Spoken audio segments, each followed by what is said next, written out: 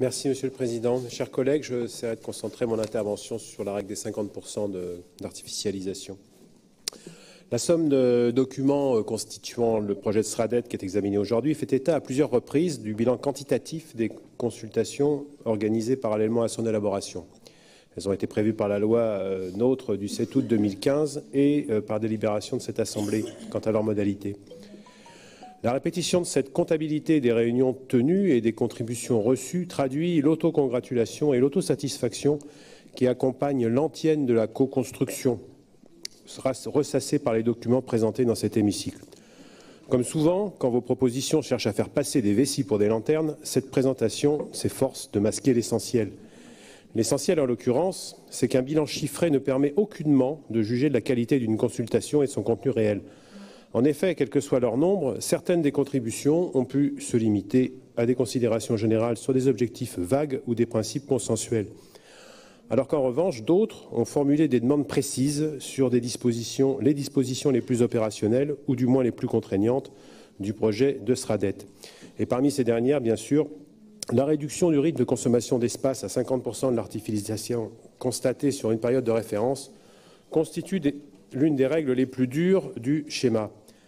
De nombreuses dispositions se révèlent à contrario plus molles, en effet, dans la mesure où elles se limitent, quant à elles, à afficher des intentions plus que des objectifs, sans prévoir les moyens pour les concrétiser. Bien entendu, l'économie d'espaces agricoles, naturels et forestiers constitue une préoccupation largement partagée. Ce but figure en effet dans la loi du 27 juillet 2010 de modernisation de l'agriculture, qui prévoyait déjà une réduction de 50% de la consommation de terres agricoles, dans laquelle la loi du 13 octobre 2014, dite loi d'avenir de l'agriculture, a ajouté les espaces forestiers et naturels. En outre, la loi Allure du 24 mars 2014 a imposé pour sa part que des objectifs chiffrés de consommation économe d'espace apparaissent dans les SCOT et soient adaptés par secteur géographique.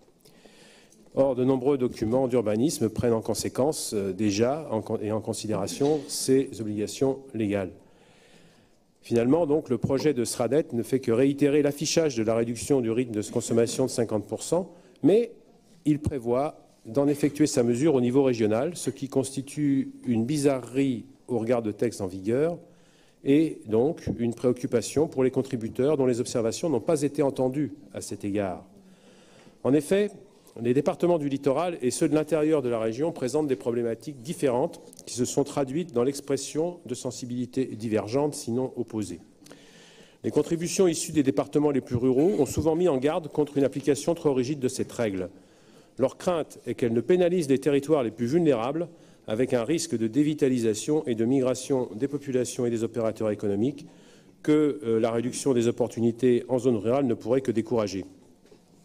Les évolutions récentes de la législation, d'ailleurs, ont déjà drastiquement réduit les surfaces constructibles. Certaines petites communes, ça a déjà été dit, ne pouvant plus accueillir de populations nouvelles, faute de possibilités de logement.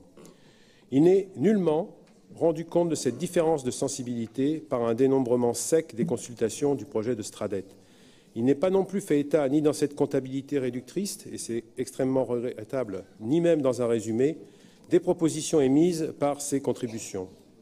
Or, la différenciation infraterritoriale du taux de 50%, la nécessité d'introduire une gradation et une territorialisation de l'objectif n'ont en effet pas été reprises. De même, des questions sur la définition des enveloppes urbaines existantes ou la prise en compte du devenir des friches agricoles en zone périurbaine restent également entières. Certes, votre administration ne s'écarte pas de ce point de vue de la propension des institutions de ce pays à consulter sans concerter, avec le seul objectif de s'appuyer sur un pseudo-débat pour imposer leur conception au forceps. Mais en l'occurrence, quel est le but caché ? Il convient de relever, quel que soit le flou entretenu par le document et les éléments de langage qui l'emballent, que la mesure des 50% au niveau régional risque de se traduire en pratique par une application uniforme de ce taux à tous les documents d'urbanisme qui se présenteront à compter de son adoption. Et cette règle ouvre en tout état de cause la perspective d'une nouvelle source de contentieux. Cet intégrisme répondrait-il à des exigences des plus ayatollesques des composantes de votre majorité ? Ou bien la péréquation de fait autorisée ne jouera-t-elle qu'au profit des zones qui manquent d'espace à artificialiser après en avoir consommé avec frénésie? S'agit-il en un mot de pouvoir continuer à développer l'Ouest comme il s'est développé ces dernières décennies en transformant l'Est de la région en réserve d'Indiens?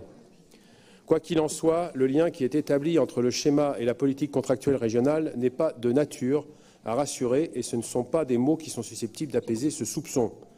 C'est pourquoi le SRADET devra absolument intégrer une différenciation de cette règle des 50% selon les territoires. Finalement, le pouvoir socialiste avait voulu légitimer sa réforme territoriale mal ficelée avec des schémas régionaux. Le SRADET apparaissait comme un élément important de cette stratégie en conférant un nouveau pouvoir aux conseils régionaux avec ces mesures opposables. Il serait regrettable que la Nouvelle-Aquitaine n'utilise cette faculté que pour préserver souterrainement des déséquilibres et se légitimer elle-même à travers un pouvoir discrétionnaire et la nouvelle couche dans le millefeuille que le SRADET vient d'introduire. Merci, Monsieur le Président.